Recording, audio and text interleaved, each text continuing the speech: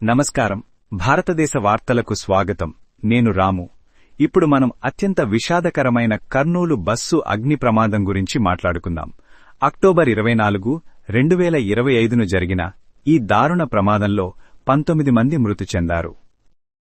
నమస్కారం, నేను లక్ష్మి. అవును, హైదరాబాదు నుంచి బెంగళూరుకు వెళుతున్న వి కావేరీ ట్రావెల్స్ అనే ప్రైవేట్ స్లీపర్ బస్సు చిన్న టేకూరు వద్ద జాతీయ రహదారి 44పై దారుణ ప్రమాదానికి గురైంది. మొదటి నివేదికల ప్రకారం ఈ ప్రమాదం ముందుగా ఒక ద్విచక్ర వాహనంతో ఢీకొన్నట్లు తెలుస్తోంది. పోలీసు దర్యాప్తులో తాజా పరిణామాలు ఏమిటంటే ఆ ద్విచక్ర వాహనంపై 2 యువకులు ప్రయాణిస్తున్నారని తేలింది.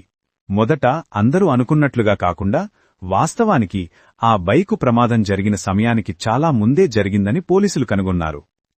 అవును రాము, నాని అలియాస్ ఎరిస్వామి మరియు అతని స్నేహితుడు శివశంకర్ లక్ష్మీపురంలోని నాని ఇంటి నుంచి రాత్రి 2:20 గంటల తర్వాత బయలుదేరారు.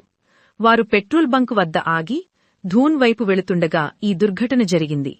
ప్రమాద స్థలానికి దాదాపు 200 మీటర్ల ముందు బైకు జారి 2 రైడర్లు కింద పడ్డారు.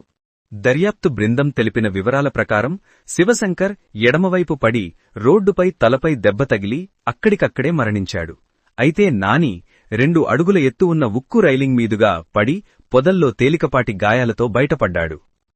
నాని తన స్నేహితుడి వద్దకు వెళ్లి అతను మరణించినట్లు గుర్తించాడు. అతను శివశంకర్ శరీరాన్ని రైలింగ్ వరకు లాగాడు. బైకును కూడా లాగడానికి ప్రయత్నించాడు, కాని అది అతనికి చాలా బరువుగా ఉంది. ఈ లోపల వేగంగా వచ్చిన బస్సు బైకును పాక్షికంగా గుద్దింది. నాని పోలీసులకు తెలిపిన వివరాల ప్రకారం ఆ తర్వాత వి కావేరీ బస్సు బైకును గుద్ది దాన్ని దాదాపు 200 మీటర్లు దూరం లాగుకుపోయింది. ఫరెన్సిక్ నిపుణులు మరియు పోలీసు సిబ్బంది పరిశీలనలో బస్సు రోడ్డుపై పడి ఉన్న బైకును ఢీకొన్న తర్వాతే మంటలు చెలరేగాయని నిర్ధారించారు.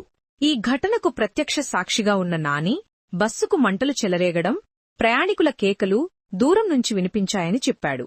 పోలీసులు మరియు అగ్నిమాపక సిబ్బంది వచ్చే వరకు అతను ప్రమాద స్థలంలో ఉండి తరువాత వెళుతున్న ట్రాక్టర్లో తుగ్గలికి వెళ్లి అక్కడే ఉండిపోయాడు.